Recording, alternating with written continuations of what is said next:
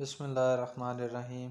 السلام علیکم معزز سامعین، میرا نام ہے محمد افضل اور آپ سن رہے ہیں اسلامی معلومات افضل کے ساتھ۔ آئیے چلتے ہیں اپنی اگلی کس کی طرف۔ ویڈیو شروع کرنے سے پہلے گزارش ہے چینل کو سبسکرائب ضرور کر دیں، شکریہ۔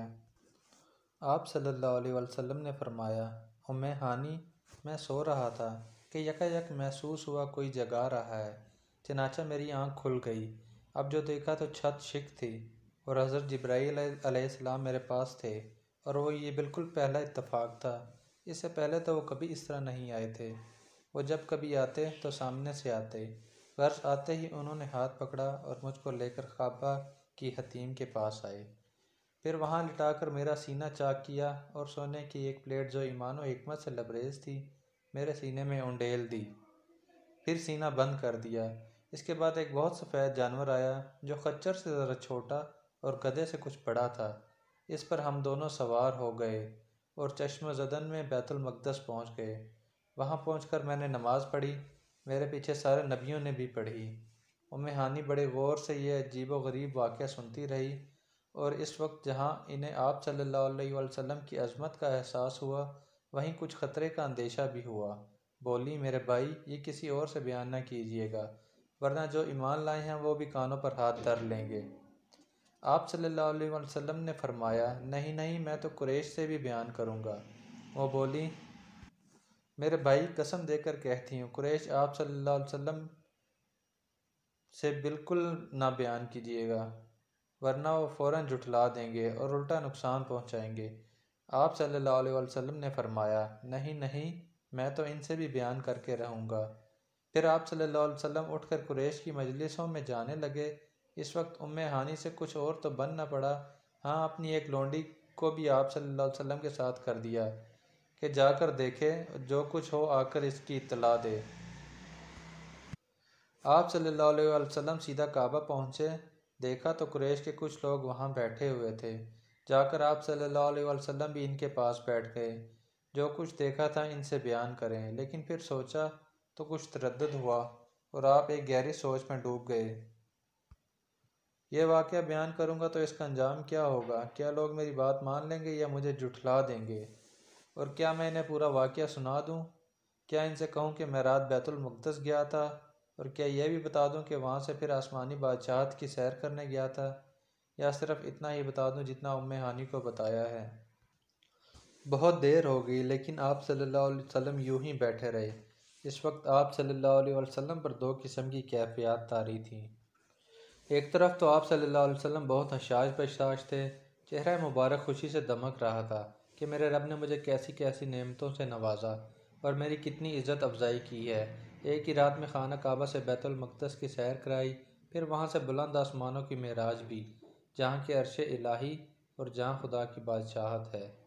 دوسری طرف اندیشوں کا ایک طوفان تھا جو امڑ رہا تھا۔ رہ رہ کر خیال آتا، قریش کو جب یہ سناؤں گا تو وہ میرا مذاق اڑائیں گے، مجھ کو جھوٹا سمجھیں گے، حالانکہ میں تو چاہتا ہوں کہ پروردگار کہ جس عظمت کا خود مشاہدہ کیا ہے، اسے ان سے بھی بیان کروں، اور خدا کی جن نشانیوں کو میری آنکھوں نے دیکھا ہے، ان سے ان کو بھی آگاہ کروں۔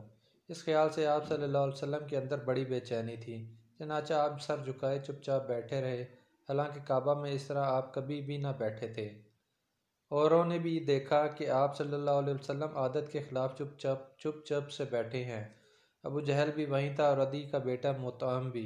ابو جہل نے چہرہ اترا ہوا دیکھا تو قریب اٹھ کر آیا اور بولا، محمد صلی اللہ علیہ وسلم، کیا ہوا؟ آج کوئی نئی بات تو نہیں؟ اب آپ کو تو اپنی بات کہنے کا موقع مل گیا۔ فرمایا، ہاں، آج رات مجھے سیر کرائی گئی ہے۔ ابو جہل نے کہا، کہاں تک؟ پیارے نبی صلی اللہ علیہ وسلم بولے، بیت المقدس تک۔ ابو جہل کی ہنسی پھوٹی پڑ رہی تھی اور قریب تھا کہ وہ زور کا قہقہہ لگاتا، لیکن اس نے ضبط سے کام لیا، کیونکہ یہ بات آپ صلی اللہ علیہ وسلم کو ناکام کرنے اور لوگوں کی نظروں میں آپ کی باتوں کو مشتبہ بنانے کے لیے ایک کامیاب ہتھیار بن سکتی تھی۔ اس نے آپ صلی اللہ علیہ وسلم کا اور حوصلہ بڑھایا، بولا، اچھا، اگر اوروں کو بھی بلا لوں تو کیا ان سے بھی یہ باتیں بیان کرو گے؟ آپ صلی اللہ علیہ وسلم نے فرمایا، ہاں۔ ہاتھ سننا تھا کہ ابو جہل نے زور سے آواز لگائی، اے آل کعب بن لبی، فضا کو چیرتی ہوئی یہ آواز کانوں سے ٹکرائی اور آنن فانن سارے لوگ اکٹھا ہو گئے۔ ابو الحکم، کیا بات ہے؟ کیا بات ہے؟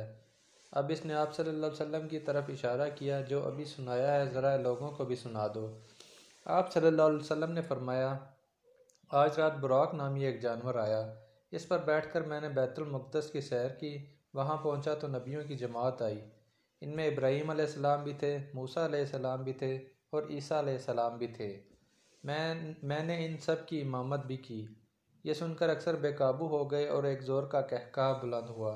ابو جہل بولا تمسخر کے انداز میں، اچھا سارے نبی زندہ کر کے تمہارے پاس لائے گئے تھے، ذرا ان کا حلیہ تو بیان کرو۔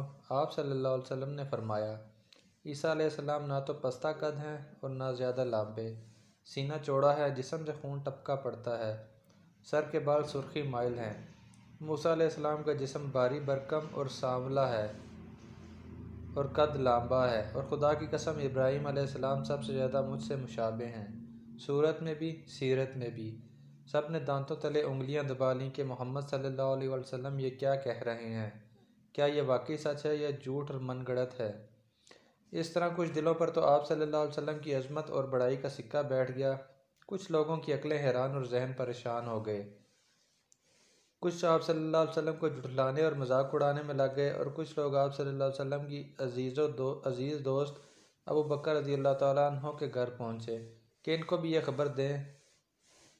بولے، ابو بکر رضی اللہ تعالیٰ عنہ ذرا اپنے جناب صلی اللہ علیہ وسلم کی تو سنو، کہتے ہیں کہ آج رات مجھے بیت المقدس کی سیر کرائی گئی۔